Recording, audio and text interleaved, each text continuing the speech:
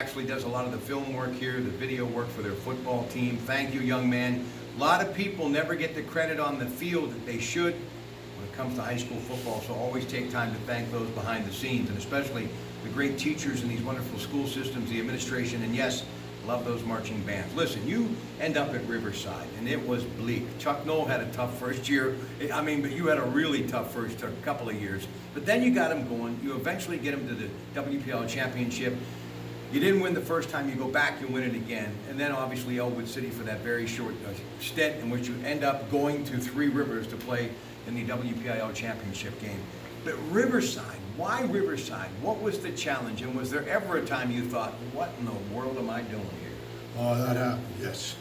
The thing about that, Rob, is Larry's the one that said to me, I was coaching junior high, and I was fortunate to have good teams. I had good players. And Larry said to me one day, he picked me up in the car, driver's in the car, he said, I want to talk to you. And he says, there are certain times in your life when you're marketable. He says, right now, people know that you're a pretty good coach. And he says, there's this job at Riverside. It's only 2 years old. He said, I think I'd be a good fit for you. So I applied. I think I was the 35th applicant, the last applicant. Somehow, fortunately, Ken Yonke, the superintendent, saw some foresight, and I was chosen.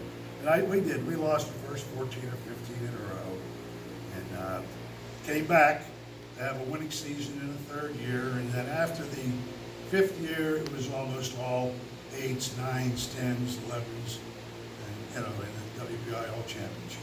They taught them the Florie way, those Panther fans, all of the coaches and the people with him, and that's why Ronnie Shiro continues to excel. And I believe, even though a little tough this year, what he has done going back there is one of the biggest and best stories in the WPIL in recent years. Karl? Rob, my pleasure. Much love. Folks, these are the people that made me and molded me, and I'm so happy and grateful to spend a little time with Karl Florie here at Elwood City. Joe Lamenza, he's come home. He's the head coach in his first year. Next.